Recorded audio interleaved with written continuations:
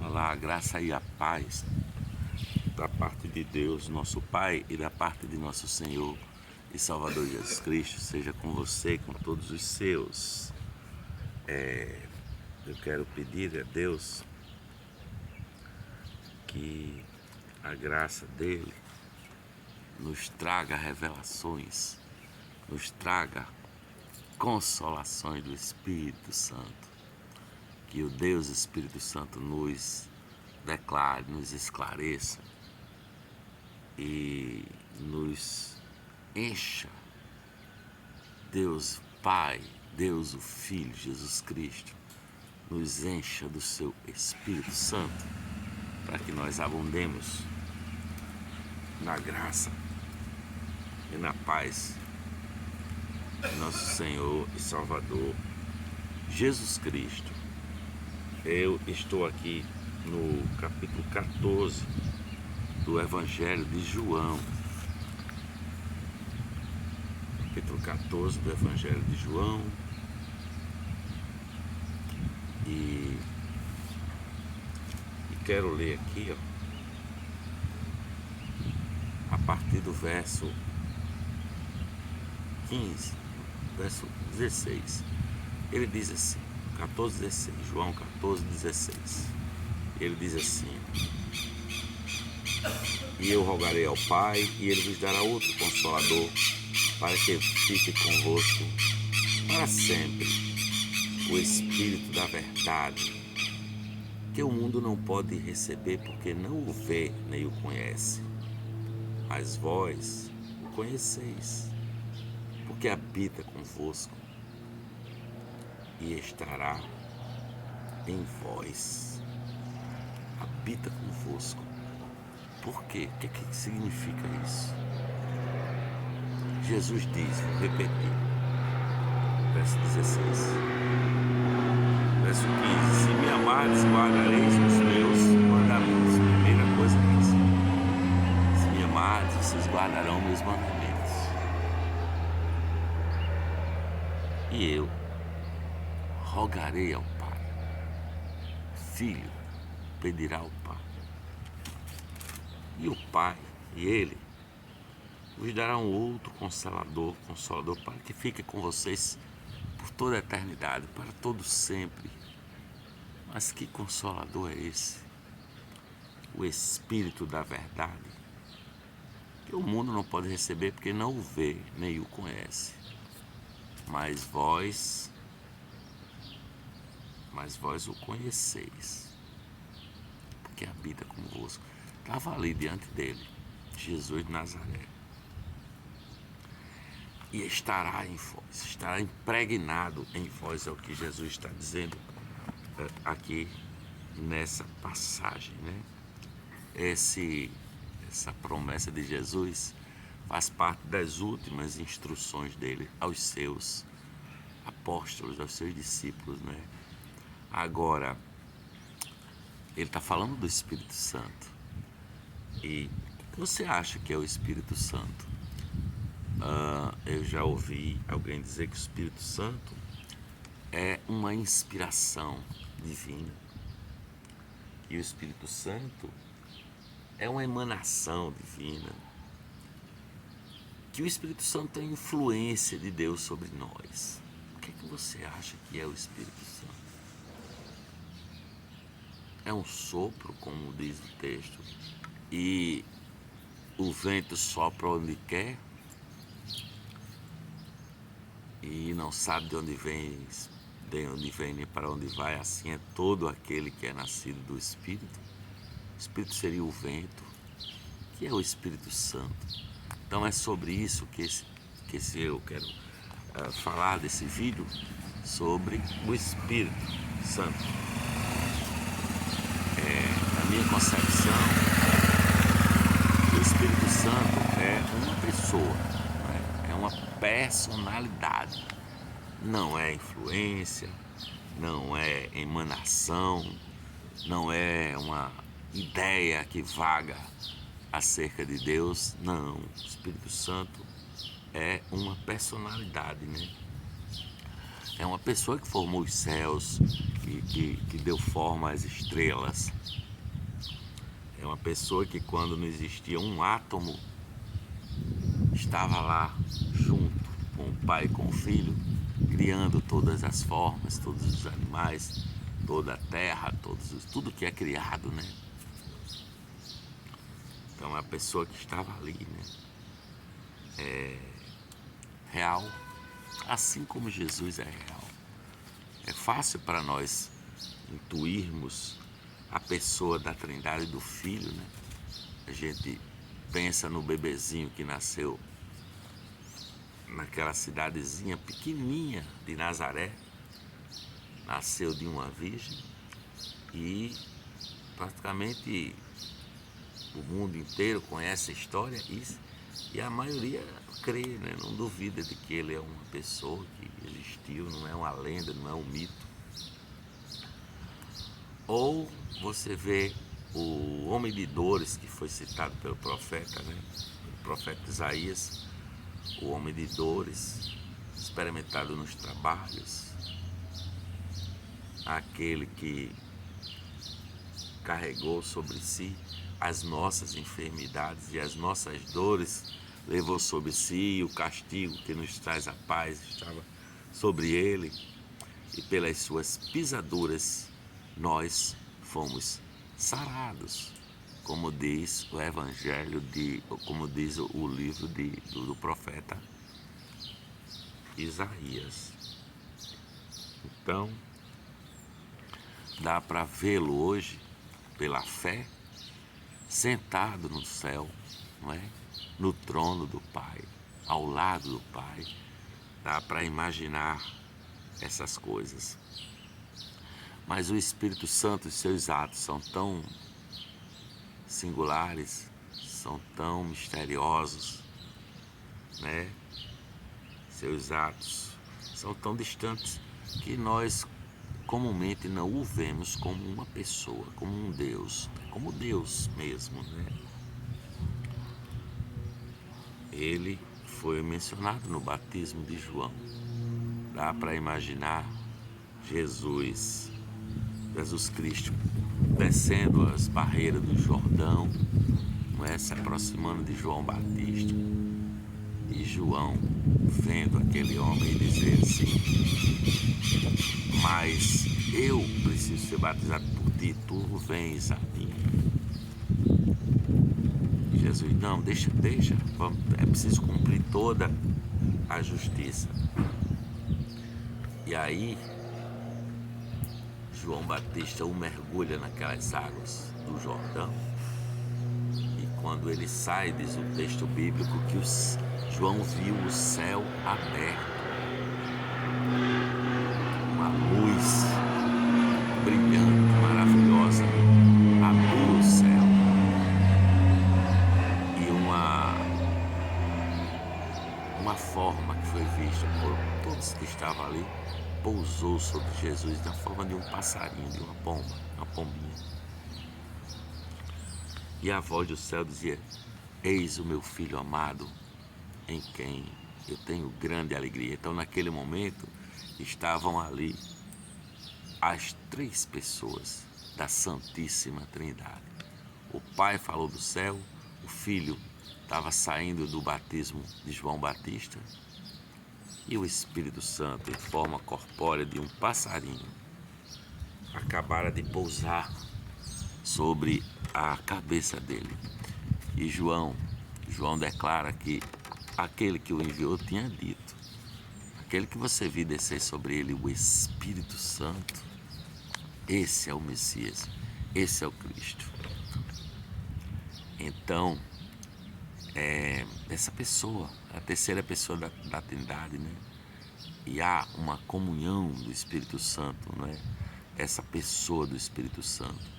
E você sabe que tem várias aparições do Espírito Santo, né? Como já citamos o Jordão, que ele aparece na forma de uma pomba, mas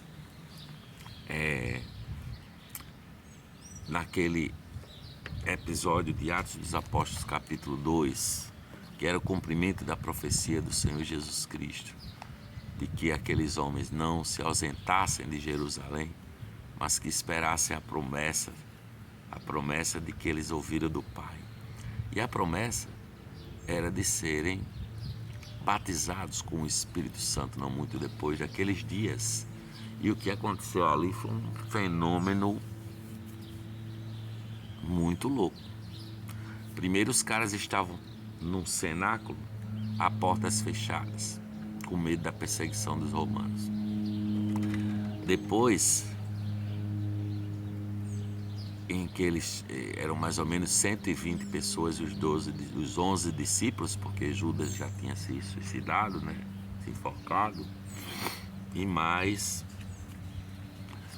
enfim, uma multidãozinha, uma pequena multidão de 120 pessoas mais ou menos, diz o texto bíblico. E de repente veio um som como se fosse um vento forte, impetuoso, e aquele som encheu aquela casa que eles estavam assentados. Som forte e impetuoso encheu aquela casa. Depois alguma coisa aconteceu, depois desse vento, umas luzes como chamas de fogo, que eles chamam de línguas de fogo, né? Pousaram sobre cada um dos apóstolos. E eles ficaram cheios do Espírito Santo e começaram a fazer uma tradução simultânea, a falar em outras línguas. Existiam povos os mais diversos naquele cenáculo. Apareceram porque juntou a multidão que estava em Jerusalém para a festa do Pentecostes. E aquela multidão se ajuntou ali e muitos pensavam que aqueles homens estavam bêbados. E eles começaram a glorificar e a falar de Deus.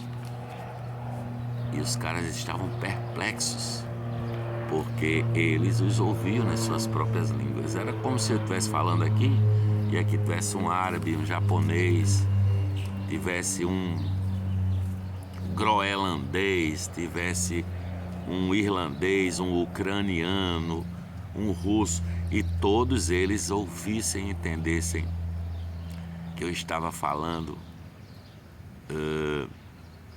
e glorificando a Deus, né? Foi isso que aconteceu ali em Atos 2. Leia Atos dos Apóstolos, capítulo 2, que você vai entender melhor, né? Então, o Espírito Santo só pode ser uma pessoa, porque não existe uma inspiração com entendimento, né? Inspiração inspira, mas não tem entendimento próprio. E a palavra de Jesus, o Evangelho, diz que uma das qualidades do Espírito Santo é o entendimento. E Deus nos revelou pelo seu Espírito. Porque só o Espírito Santo, assim como o Espírito do homem conhece as coisas do homem, o Espírito de Deus conhece as coisas de Deus. Então há um entendimento aqui, né? E Deus nos revelou pelo seu Espírito. Houve uma revelação, um espírito de revelação. Porque Ele conhece todas as coisas de Deus, segundo a palavra. Então, aqui em Coríntios capítulo 12, versículo 11, diz assim, ó: mas um só e o mesmo Espírito realiza todas as coisas, distribuindo dons de acordo com a sua vontade, de acordo com como Deus quer. Há uma distribuição de dons. E então ele tem vontade, né? O Espírito tem vontade. Vamos ler aqui, ó, Romanos 8, versículo 13. Romanos 15, versículo 13. Que fala, Romanos 15, versículo 13, diz assim: olha só. E outra vez Isaías diz: uma raiz em Jessé haverá, e naquele que se levantar para reger os gentios esperarão. Ora, o Deus de esperança vos encha de toda a alegria e paz em fé, em crença, para que abundeis em esperança pela virtude, pelo poder do Espírito Santo. Então, há poder no Espírito Santo, não é? Gênesis capítulo 1 diz que o Espírito de Deus pairava sobre as águas do abismo, né? Aquela terra sem forma, do começo, antes de existir qualquer coisa. Havia trevas sobre a terra e o Espírito já pairava sobre as águas da terra, né? Sobre a terra. E ele, o Espírito Santo, encheu a vida de terra, tá? Começando pelos átomos, pelos germes, e foi criando todas as formas de vida da terra. A Bíblia fala de que alguns homens foram movidos por essa pessoa, pelo Espírito Santo, não é? Davi, por exemplo, quando o rei Saul ficava com o espírito de um demônio, queria matar o rei Davi, movido pelo Espírito Santo, tocava a sua harpa, né?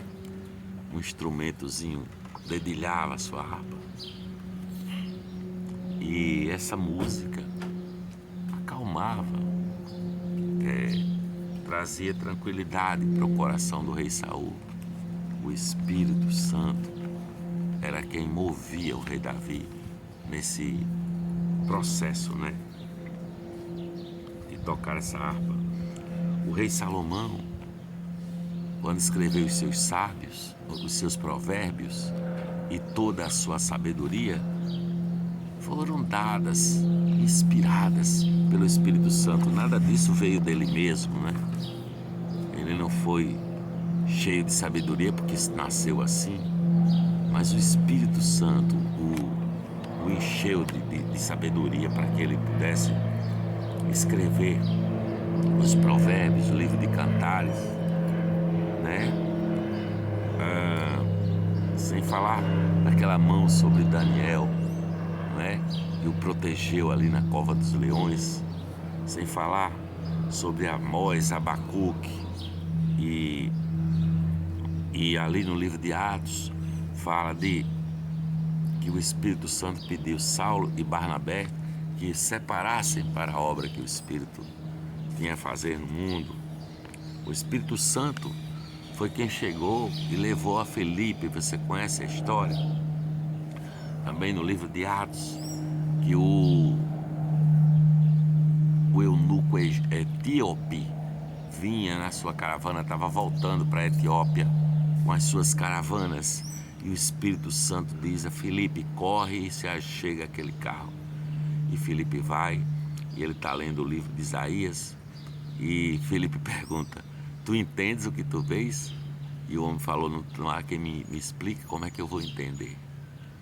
Então o homem parou a caravana, Filipe subiu, explicou o que ele estava lendo, e ele pediu para ser batizado. E logo depois, diz a palavra, que o Espírito Santo arrebatou a Filipe, e ele se achou numa outra cidade distante chamada Azoto. Então o Espírito Santo, essa pessoa, né, levou Filipe após o eunuco. Ananias e Safira mentiram ao Espírito Santo e morreram. O Espírito Santo é quem regenera a alma, é quem nos dá a vida, é quem perdoa de todos os nossos delitos e pecados através de nossa fé em Jesus Cristo. Ele nos convence do pecado, da justiça e do juízo. Ele é uma divina existência.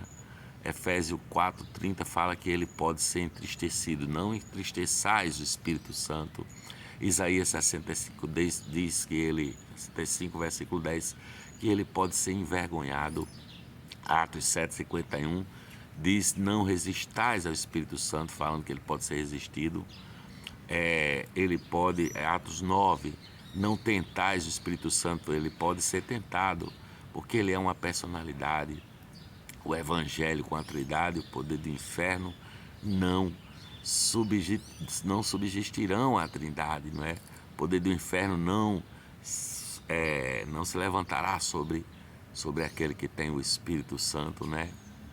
Jesus diz: eu rogarei ao Pai, e o Pai vos concederá outro Consolador, o Espírito Santo. Quando Deus estava criando o homem, ele diz: façamos o homem. E depois ele diz: vamos lá salvar esse homem perdido, né? O Espírito Santo enxuga dos nossos olhos todas as lágrimas. O Espírito Santo nos chama para seguirmos Jesus de Nazaré. O Pai, o Filho e o Espírito Santo nos amam. Ele habitará para sempre conosco, diz a palavra. Estará em nós. Há uma habitação do Espírito Santo para todos os que creem, não é?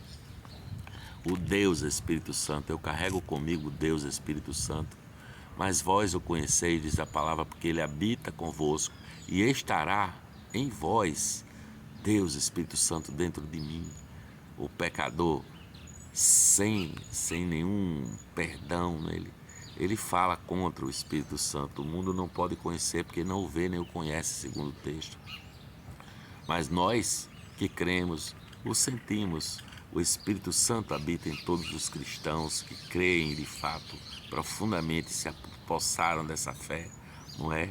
Através da oração do Espírito Santo, eu digo: chame o Espírito para o seu coração, chame esse que é a paz que excede a todo entendimento, chame, peça a Deus que o Espírito Santo desça sobre você e que você seja cheio do Espírito Santo, e Deus lhe concederá, para que nós podemos suplicar para que ele venha, não é? Aquele que falar uma palavra contra o Espírito Santo, diz o texto, e não há perdão para blasfêmia contra o Espírito Santo, não é? Mas esse perdão, ele não existe até o momento que a pessoa entende, se converte, crê em Jesus, não é? Porque há perdão, sim, para o pior crime que o ser humano cometa. A palavra diz que não há perdão para a blasfêmia contra o Espírito Santo, porque a blasfêmia contra o Espírito Santo é apenas uma: é não se entregar depois que você entende o que Jesus fez por você, depois que você conhece a palavra de Deus e você insiste em não se entregar, não se converter, não caminhar nos caminhos que conduzem à paz. Essa é a blasfêmia. Negar a paz, negar o amor de Deus e a transformação não acontecer, a transformação que Deus promete para a sua vida. Beijo no seu coração, que a paz de Deus esteja com você. Eu digo amém.